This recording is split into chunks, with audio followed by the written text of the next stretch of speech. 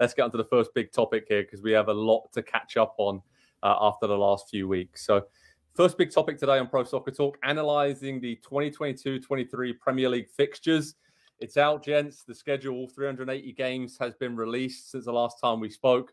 And what stands out to us? I mean, because usually, Nick, I feel like one or two teams can feel either very happy or a little hard done by the schedule. And it's weird, right? Because you play all the same other 19 teams home and away during the season. But the way it shakes out, be it a tough start, a tough finish, maybe a rough festive period, and this year, especially with the World Cup, which we'll talk about a lot more eyes on the schedule to see how teams kind of stack up throughout the season. But any initial takeaways for you, or maybe teams that maybe were undone by, or maybe games that you're already looking forward to, even though we're still in the middle of the summer?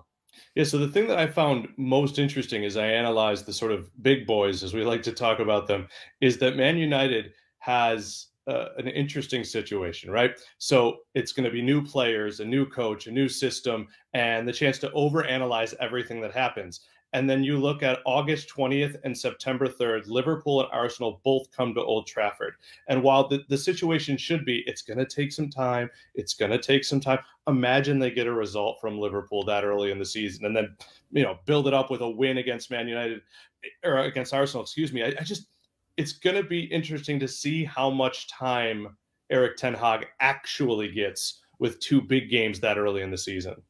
Yeah, that's really intriguing to look at that. And talking about big games and big teams, Andy, you look at the two title favourites as things stand, Liverpool and Man City. Look at their starts. I mean, Liverpool got Man United early in the season, as Nick mentioned there, but Man City got a pretty easy start to the campaign when you look at their first 5 fixtures there. But how are we thinking about this? Because this is a weird season, right? It starts a lot earlier than usual because of the World Cup. Players might not have as much rest. It's difficult to kind of throw it up if there's an advantage for having bigger games earlier in the season, right? Or having a slightly easier run on paper. So what's your takeaway on the Giants up there? Yeah, and very quickly on Manchester United, I don't think patience is going to be something that's given to them for those early season big, the rivalry games early on. And Nick is trying to take the rosy side there, I guess, and say, well, what if they pull off a win against Liverpool early in the season? What if they lose 3-0 to Liverpool 4 games into the season? And it very quickly starts to look like another season of this for Manchester United. That seems a little bit more likely to me at this point. So that is a very difficult start for them. I would prefer to have an easier start for either of Liverpool or Manchester City if I was a fan of those teams, because if you look at they're not in transition quite, but they are certainly both probably going to be tactically different this season because of what they've done in the transfer market thus far, bringing in Erling Haaland and bringing in Darwin Nunez.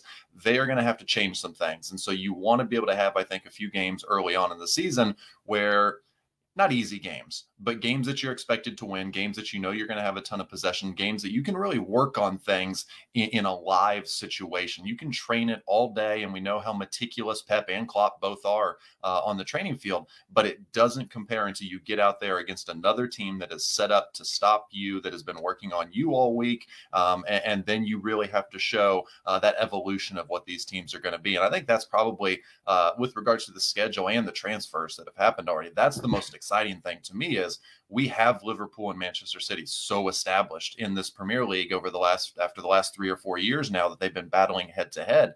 But now they're going to be just a little bit different. And I just find that interesting because the inertia that can creep in, I think, is honestly the downfall of a lot of really, really great teams. And so I think Klopp and Pep are both smart enough to know that it can't stay the same forever. The personnel is going to change. The tactics are going to have to change. And so you just throw in one more fascinating wrinkle to, again, we've been saying it, 2 of the all-time greats in the Premier League. The season's not far away. But it can't get here soon enough now. It really isn't. Less than 50 days now. The countdown is on, would you believe? So really looking forward to this. I think Arsenal and Chelsea fans will be really looking forward to the start of the season. If you look at their first 5, Arsenal have Palace, Leicester, Bournemouth, Fulham and Villa.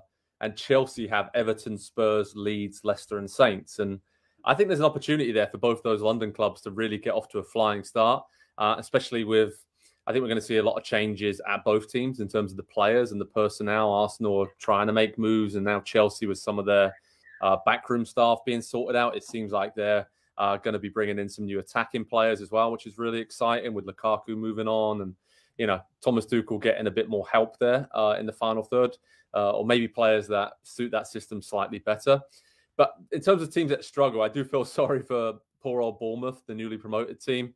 I mean, they play at home against Villa on the opening day, away at Man City, home against Arsenal, away against Liverpool, and then home against Wolves. I mean, that is, talk about welcome back to the Premier League. That is a tough start. And yeah, some of the other newly promoted teams as well. Fulham have got Liverpool and Arsenal in their first 5 games as well. So it's cliche, but we all know how important a good start is, right? It can set the tone for a season. There are teams that have great starts and then fall off. Not going to mention some of them that are close to my heart, but it is quite, I think, important, especially for mid to lower table teams, to get a good run of fixtures at the start of the season, hit the ground running, get the points on the board, and just take some of the pressure off. But Nick, when we're looking at some of those teams who you think might start well, is there anybody else there that could have an opportunity to really come flying out of the traps early in the season and maybe cause a few surprises? Because Nottingham Forest, there's a lot of good vibes around them right after their promotion, and if they can make some of these signings in the window,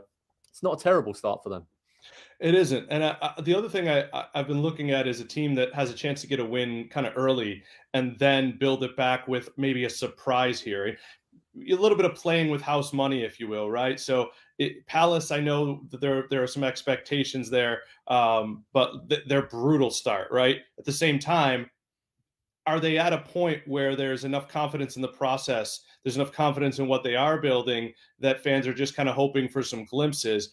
The flip side of that, as you mentioned, Nottingham Forest, right? Going to a Newcastle team that I think a lot of us are expecting to be fairly changed, and then having a West Ham after that, going to Nottingham Forest, it's going to be in a buzz, especially after maybe getting a result at Newcastle. So these are all exciting things to me. The one thing is a kind of a wild card. I don't know that we planned for this part of it, but I do love, Joe, when you mentioned being early in the season, or the season starting as early as it is, I thought, doesn't this make the Community Shield with Man City and Liverpool a little bit more tasty for us, but also a little bit more beneficial for them, for Haaland and Nunez to get a taste before they go into their games? And maybe that's bad news for Fulham and West Ham on week 1. Oh, yeah. You see Haaland feasting on some of those early games, right? He'll probably have 15 goals after those first 5 games. Yeah, really, really good point there. Of course, the Community Shield will be at the King Power Stadium as well this season, with Wembley hosting other games. So another interesting thing to look out in this very unique season coming up. We talk about that, lads. Andy, the World Cup, obviously, the Premier League is going to take a break from after the weekend of Saturday, November 12th, and then won't return until December 26th, Boxing Day, of course. There'll be an extravaganza and a relaunch of sorts of the season. Looking at some of the fixtures that teams have just before the World Cup and then just after the World Cup, do you think that benefits maybe some of the smaller Premier League teams who don't have as many players going to the World Cup, and they almost have a month's break, right, to work on tactics and really get well drilled? And then the likes of Man City, Liverpool, Chelsea, and others are going to lose a lot of their players for a long time, and they may be absolutely shattered by the time they come back. So that's something to keep an eye on, right, in the middle of the season. Yeah, I think a real thing to keep an eye on with the World Cup is actually going to be, and I don't think anybody's going to come out and say it publicly, but I think we're going to see it as some players maybe taking a game or two or a couple weeks, not off, but, ratcheting down the intensity a little bit before the World Cup, because with this being in the middle of the season, I can see a lot of players saying, look, I don't want to get injured right before the World Cup. This is such a unique opportunity for every player in the world, especially players that have never been in the World Cup, players that are from some of the smaller nations that don't always qualify. That importance is just a little bit different than their club career, which runs every single year. And so I will be very curious to see if there are some managers as well who are going to have to manage those players differently. You talk about just the intensity of the Premier League and what it is week in and week out, and then you throw in the World Cup right in the middle with only a week before, so there's no time to really build up slowly to it. It's going to go in, full speed and everything. So I think that might actually be the interesting thing, is we might lose some of the bigger stars for a game or two right before the break for the World Cup, because players are going to want to be fresh. They're not going to want to be hurt. And the teams at the bottom of the table, the teams that are not going to have as many players going to the World Cup, like you say, Joe, big advantage at that point. So I don't think it's going to be so impossible to predict anything that's going to happen this season because of how many unique factors. We're looking ahead and trying to think, okay, this is going to be the big one. There's 3 or 4 other big things, different hurdles that teams are going to have to clear this season that have never existed before that we're not even prepared for at this point.